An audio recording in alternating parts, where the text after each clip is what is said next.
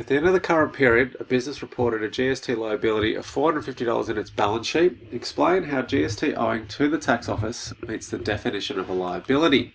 So basically what we've got here is, in this case, we've got a liability of $450 in GST. So that must mean we collected more GST than we paid.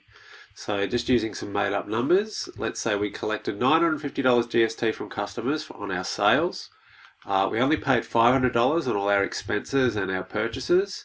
That must mean we've got a liability of $450. So our GST liability, which goes into this big pot, is going to sit there at $450, and our ledger would have a credit balance because we owe the government money. How did the government design the GST system to work? The hardest thing for students to understand with GST is it's not so much an accounting issue as an economic issue, because the way the government set it up makes it difficult to understand from an accounting perspective. So basically what we need to remember is that with any tax, there's consumers, they buy goods and services, and we all pay 10% GST on most items. That money, that 10%, needs to go to the government, who collects that money and then uses it to fund public spending. So what would be easiest is if you went and bought a bottle of Coca-Cola today and got charged $3 with 30 cents GST, it would be easiest for you to give the money to the government, but it doesn't work like that. What we do instead is we've got another party in here, which is businesses. So they collect the GST. So in this case, let's say the business collected $950 in GST and paid $500 of GST. It's the business who has to give the government the GST balance, not the consumer. So what would happen here is the business has a liability to the government.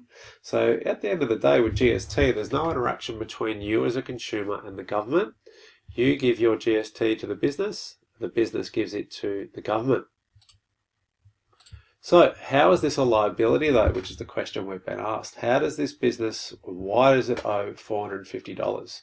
To answer that question, we need to look at the definition of a liability, which is a present obligation arising from past events that will result in an outflow of future economic benefits from the business. Let's apply that now to this case study. So let's say we had a GST liability of $450. How does that meet the definition of a liability? Well, that's because, first of all, we're going to identify, well, that's what we normally do. We don't need to identify anything here. We're told that this item is a liability, so there's not going to be an identify mark for saying GST owing is a liability, so we'll get rid of that. So what we're going to do now is when we have an element of accounting like an asset, liability, revenue, and so on, we're going to define and relate at the same time. What do we mean? Well, what we'll do is we'll take the definition part of the liability, which is the firm has a present obligation, so that's part of the definition, and then we'll relate that at the same time to this case. So in this case, the present obligation is to repay the tax office the amounts owed. Let's take the next part of the liability definition. The definition part is there's got to be a past event or transaction. So in this case, let's relate it and say the past events were all the transactions the business engaged in which had GST.